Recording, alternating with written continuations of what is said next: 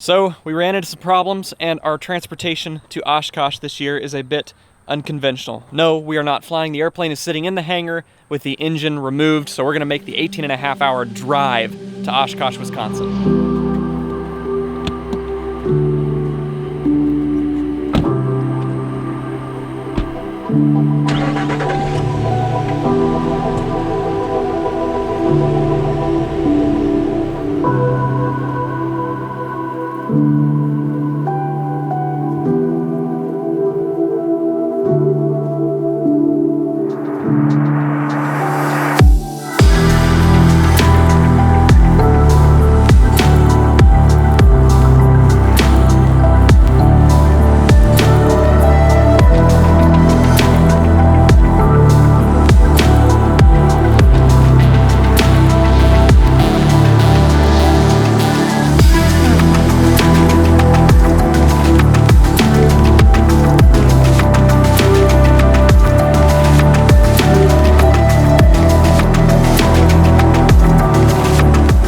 This has been a long time coming. The engine on this airplane had 1,750 hours on it since the major overhaul when the purchase was made. Since then, we've put probably about 700 hours on it. 750, almost 800. Almost 800 hours is what we've put on this airplane. We knew at some point this engine was going to need to go through a major overhaul. It's pretty well known that the TBO, time between overhauls, on these engines are 2,000 hours. You can basically keep the engine running as long as an AMP or a mechanic or whatever says that it doesn't need an overhaul. And it's airworthy. And it's airworthy. It has been airworthy until recently. We're starting to notice that oil pressure is staying a little bit lower than it should.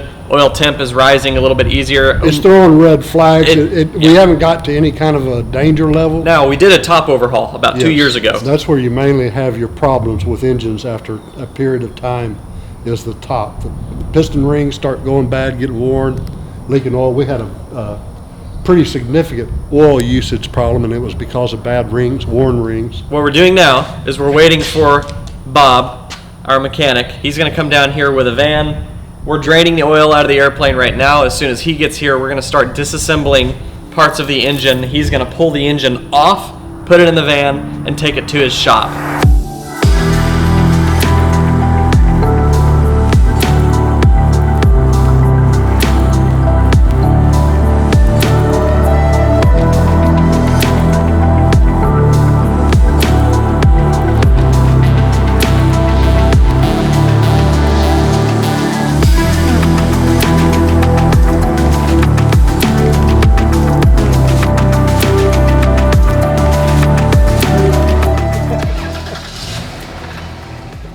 There goes our engine. So I guess it's definitely safe to say that we are not flying the airplane to Oshkosh. Everything truly is bigger in Texas, including our convenience stores and gas stations. We are in Durant, Oklahoma. I am editing in the car. This is very weird. The video you're actually watching now, I'm currently editing it. Durant, Oklahoma. Dad's working the gear shift there. We're in Eufaula, Oklahoma. More fuel.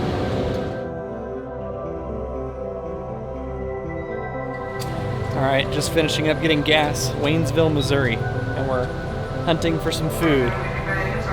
Got the sunset back there, and we're making good progress. We'll put a pretty good dent into Illinois this evening. Got a fresh tank of gas, and now we're gonna find some food.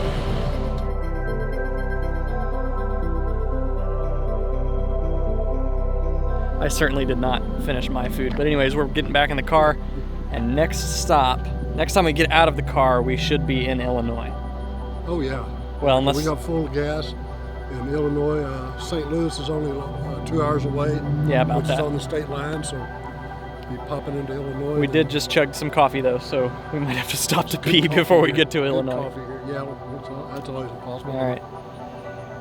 Back into the Steed. So we made it to Normal, Illinois, and it's 2:22 in the morning, and we're beat. So we got a hotel room here at a Hampton, and we're gonna grab some sleep, and then we'll be off tomorrow. About another 4-hour drive, and then we'll be in Oshkosh.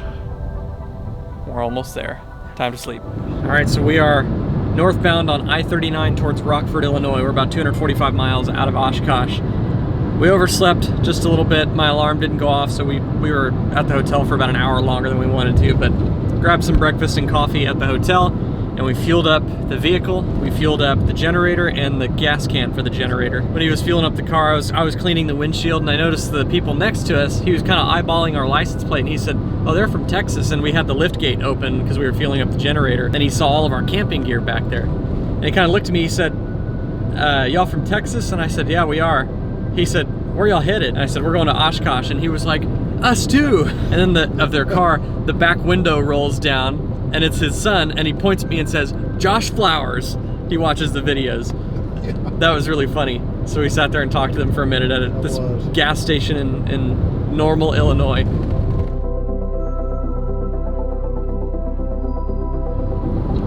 We are facing some storms that just came through Oshkosh, and it's kind of like a big swirl of storms. They go north of Oshkosh and then cut back around way west. There's a wall to the west of Oshkosh of storms headed towards that area. I think we can beat them there. That way we can get there, and it might only be like light rain at the time, and we can go ahead and get the tent set up, get some of the stuff set up, tied down, and get ready for the next round of storms so we can be in the tent.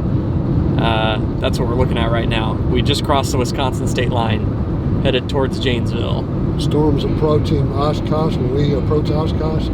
So what else is new? Every freaking year. No matter, apparently it doesn't matter whether we're flying or driving. The weather looks great. I even said a couple times earlier, wow, this is a beautiful day to be doing the Fisk arrival. And then I started seeing some stuff on the horizon, some clouds, and I looked at radar and I said, oh my God.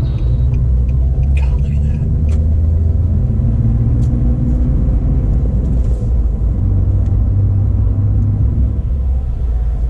Well, my dad went and walked down the line there. We have been sitting in traffic. Right there is AirVenture. That's Camp Scholler. And we've been sitting in we haven't moved for 30 minutes. And we're trying to figure out what's going on. Supposedly they're not letting anybody else into the campsite, but we're trying to figure out what's going on. We've been sitting in the car for quite a while, just not moving. Basically, if you have a camping registration permit already on your vehicle, you can bypass all the traffic and go straight into the gate. They'll see your permit, wave you through, but we didn't have a permit yet. We were in line to register. So I got out of the car, ran about a mile up ahead to registration where it was all backed up. They couldn't let cars through because it was too wet, too muddy. Well, we're just in an SUV, so can I register? And she was like, oh yeah. And she just registered me, and I ran back to the car, got in, and then we drove into the campgrounds. It is so muddy. It is a freaking swamp. Once we got in here, that is. Once we got in here. I actually had to put it in four-wheel drive a couple times because we weren't going to go anywhere. We were starting to slide, dig in. Every step of the way, even where it looks like it's grass, you're sloshing. It's wet. It's soaking wet. Just standing water everywhere. There's mosquitoes, quite a bit of mosquitoes out here. We did find a place to park. We're next to some nice people as well, and we got our new tent all set up here. That should be the end of the crazy rain on this trip. It is what it is. It's very boggy back here, very, very muddy. There's RVs getting stuck left and right, but we're gonna make the best of it. So, welcome to Oshkosh.